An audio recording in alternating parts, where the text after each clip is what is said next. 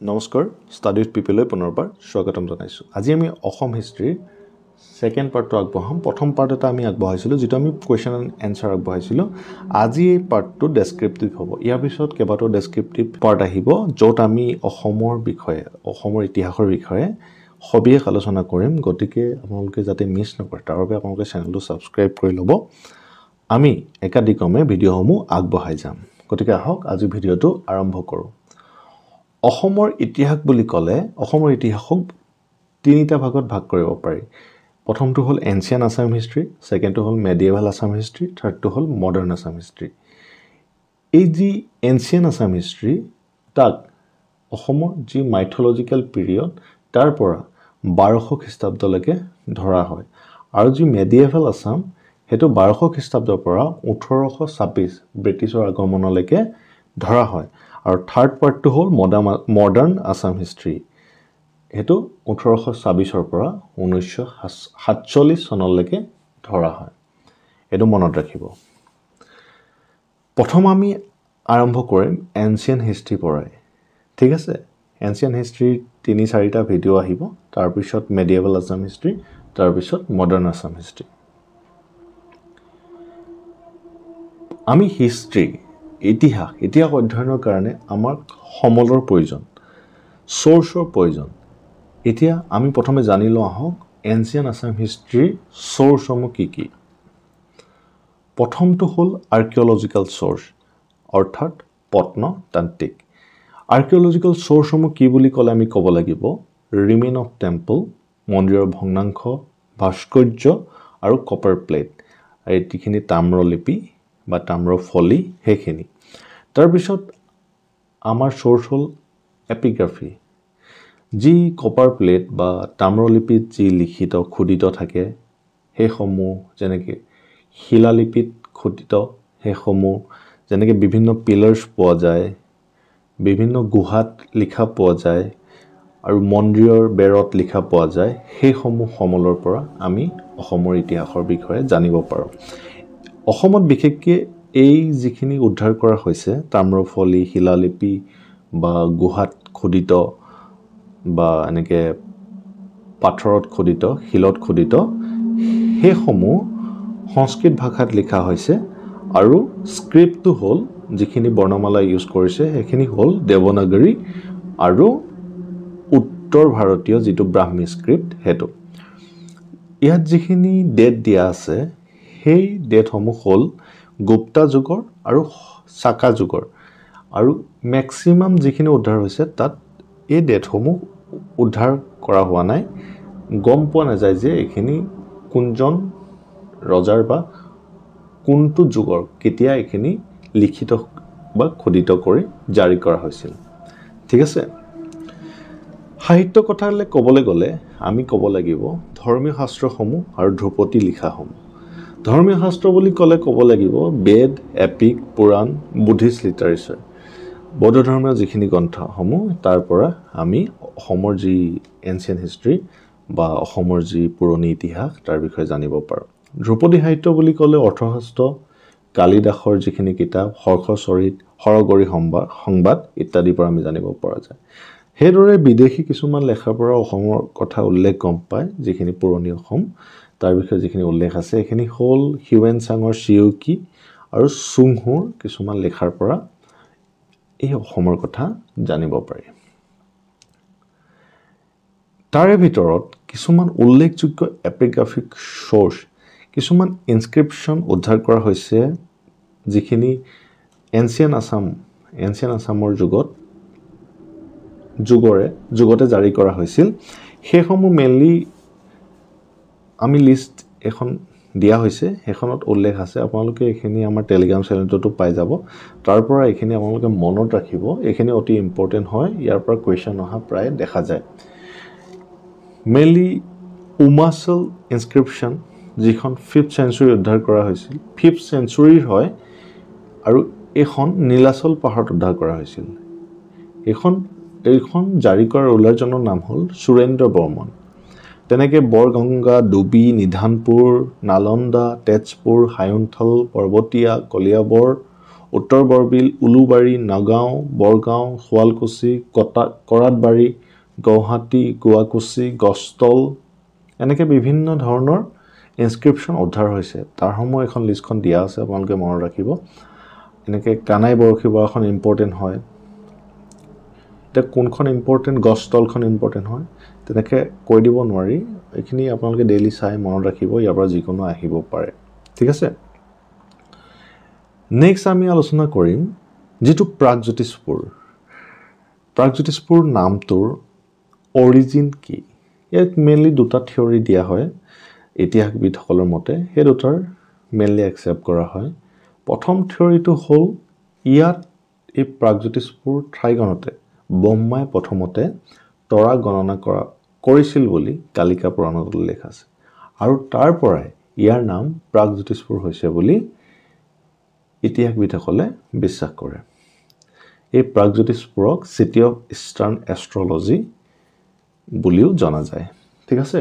তাৰ নেক্সট থিয়ৰীটো হ'ল এই চীন দেশৰ পৰা এটা জাতি, তেওঁলোকৰ নাম আছিল চাউথ এছিয়াছ, তেওঁলোকে আহি ভাৰতত বসবাস কৰিব লৈছিল আৰু তেওঁলোকে ভাৰতত সিঁচৰিত হৈ পৰিছিল। যিখিনি উত্তৰ ফালে আছিল তেওঁলোকক উত্তৰ জ্যোতিষ, মধ্যফালে যিসকল আছিল সেইসকলক মধ্য জ্যোতিষ, আৰু পূবফালে যিসকল আছিল তেওঁলোকক প্ৰাগজ্যোতিষ বুলি কোৱা হয়। আৰু ইতিহাসবিদসকলৰ মতে সেই তাৰ পৰাই এই ঠাইখনৰ নামটো প্ৰাগজ্যোতিষপুৰ হৈছিল বুলি বিশ্বাস কৰে। তাৰপিছত আহিল কামৰূপ। কামৰূপৰ তেনেকৈ কেইবাটাও থিয়ৰী আছে, তাৰ ভিতৰত দুটা থিয়ৰী মেইনলি একচেপ্ট কৰি লোৱা হয়। প্ৰথমটো হ'ল আমি সকলোৱে জনা কামৰূপে যি পুনৰ জীৱন পাইছিল, সেই তাৰ পৰাই এই ঠাইখনৰ নাম কামৰূপ হৈছে বুলি জনা যায়। আৰু এই কথাটো যে কামদেৱৰ পুনৰ জীৱিত হোৱা কাহিনীটো ক'ত পোৱা যায় বুলি আমি ক'ব লাগিব গৌপথ বৰ্মন যিখন কিতাপ, তাত এই কথাটো পোৱা যায়। তেনেদৰে ছেকেণ্ড থিয়ৰীটো হ'ল সান্থালী যিটো ভাষা, সান্থালী ভাষাৰ মতে কামাখ্যা যি পূজা কৰা হৈছিল তাক কামৰূ বা কামৰূপ বুলি কোৱা হৈছিল।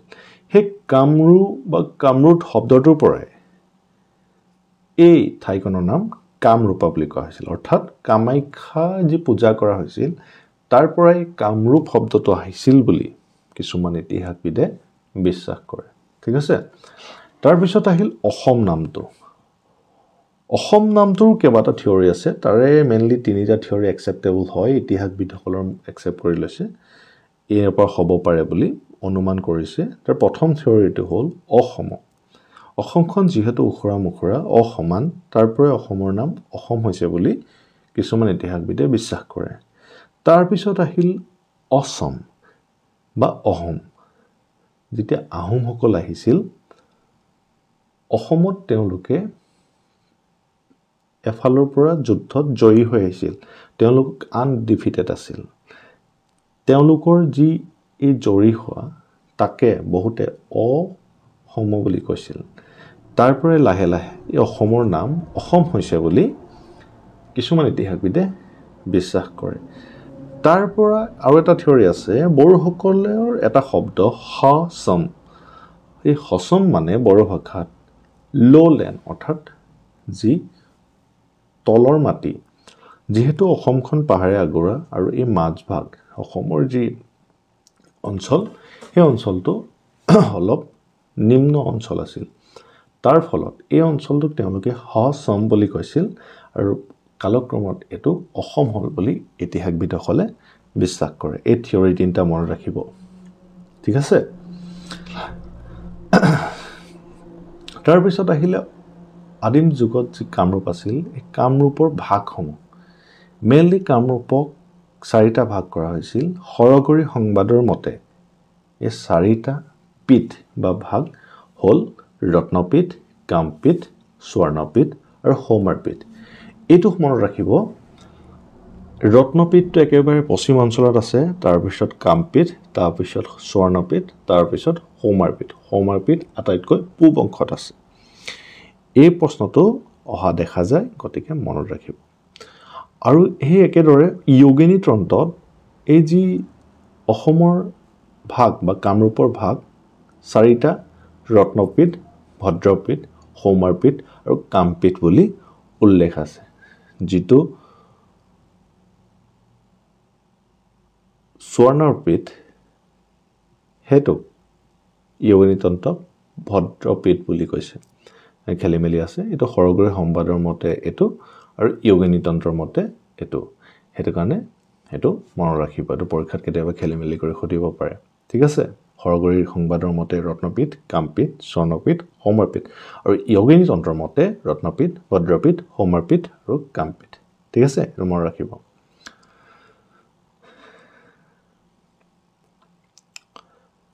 তাৰ পিছত আলোচনা কৰিম অসমৰ মাইথলজিক্যাল ৰুলাৰসকলৰ বিষয়ে। এওঁলোকৰ কোনো ইনস্ক্ৰিপশ্যন বা কোনো এথেণ্টিক চ'ৰ্চত এওঁলোকৰ নাম পোৱা নাযায়। গতিকে এওঁলোকক মাইথলজিক্যাল ৰুলাৰ বুলি কোৱা হয়। অসমৰ আটাইতকৈ পুৰণি ৰুলাৰজন কোন বুলি ক'লে মহিৰংগ দানৱক জনা যায়। এই মহিৰংগ দানৱ earliest known king of ancient Assam. তেওঁক কিৰাতসকলৰ মুখিয়াল বুলি জনা যায়। কিৰাত বুলি ক'লে আচলতে অনাৰ্যসকলক বুজায়। যিসকলে ব্ৰাহ্মণিজম ফ'ল' নকৰে, যিসকল আৰ্য নহয়, সেইসকল অনাৰ্য আৰু তেওঁলোকক কিৰাত বুলি কোৱা হৈছিল। আৰু এই কিৰাতসকলৰ মুখিয়াল আছিল মহিৰংগ দানৱ। আৰু এই মহিৰংগ দানৱৰ ৰাজধানী আছিল মৈৰাংক। আৰু মৈৰাংক বৰ্তমান মৈৰাং পৰ্বত, গুৱাহাটীৰ ওচৰৰ যি মৈৰাং পৰ্বত, সেই ঠাইখনকে মৈৰাংক বুলি জনা হৈছিল বুলি ধৰা হয়। আৰু তেওঁৰ উত্তৰাধিকাৰীসকল আছিল ঘটকাসুৰ, সম্বৰাসুৰ, ৰত্নাসুৰ আৰু ঘটকাসুৰ। এই ঘটকাসুৰ যিজন দানৱ বংশৰ যিজন শেষ ৰজা ঘটকাসুৰ, সেই ঘটকাসুৰক বধ কৰিছিল ৰজা নৰকে। আৰু তাৰপিছত ৰজা নৰকে এই প্ৰাগজ্যোতিষপুৰত ভৌম বংশ প্ৰতিষ্ঠা কৰিছিল। আৰু ৰজা নৰকাসুৰ পৃথিৱী আৰু বিষ্ণুৰ যি বৰাহ অৱতাৰ তেওঁলোকৰ পুত্ৰ আছিল বুলি পৌৰাণিক কিতাপত উল্লেখ আছে। আৰু তেখেতে ভৌম বংশ প্ৰতিষ্ঠা কৰিছিল। আৰু তেখেতক ডাঙৰ দীঘল কৰিছিল বুলি ৰজা জনকে নৰকাসুৰক ডাঙৰ দীঘল কৰিছিল বুলি জনা যায়। ঠিক আছে? এই নৰকাসুৰেই প্ৰথমে প্ৰাগজ্যোতিষপুৰলৈ আৰ্যানসকলক আনিছিল বুলি বিশ্বাস কৰা হয়। ঠিক আছে? এই যিটো নীলাচল পাহাৰৰ কামাখ্যা মন্দিৰ, সেইটো নৰকাসুৰে বনাইছিল বুলি বিশ্বাস কৰা হয়। আৰু এই নৰকাসুৰক শ্ৰীকৃষ্ণই বধ কৰিছিল। আৰু নৰকাসুৰৰ পুত্ৰ ভগদত্তক এই প্ৰাগজ্যোতিষপুৰৰ ৰজা পাতিছিল। আৰু এই ভগদত্ত মহাভাৰতত উল্লেখ আছে তেওঁৰ নাম। তেওঁৰ জীয়ৰী ভানুমতীক দুৰ্যোধনলৈ বিয়া দিছিল। এইটো মনত ৰাখিব। আৰু সেইকাৰণে তেখেতে মহাভাৰতৰ যুদ্ধত কৌৰৱৰ ফলীয়া হৈ যুদ্ধ কৰিছিল। তেখেতৰ বীৰত্বৰ কথা মহাভাৰতত উল্লেখ আছে। আৰু তেখেতৰ এটা হাতী আছিল। সেই হাতীটোৰ নাম সুপ্ৰতিকা বা ঐৰাৱত বুলি জনা যায়। এইটো মনত ৰাখিব। ঠিক আছে? আৰু এই ভগদত্তক কুৰুক্ষেত্ৰৰ যুদ্ধত অৰ্জুনে হত্যা কৰিছিল। তাৰপিছত এজন উল্লেখযোগ্য ৰজা হ'ল মাইথলজিক্যাল ৰুলাৰ অফ আছাম। তেখেতৰ নাম হ'ল ৰজা ভীষ্মক। ৰজা ভীষ্মক বিদৰ্ভ ৰাজ্যৰ ৰজা আছিল। বৰ্তমান শদিয়া যিখন অঞ্চল, সেই ঠাইখনক বিদৰ্ভ অঞ্চল বুলি জনা গৈছিল। আৰু তেখেতৰ ৰাজধানী আছিল কুণ্ডেল চহৰ, যিখন কুন্দিল নদীৰ পাৰত অৱস্থিত।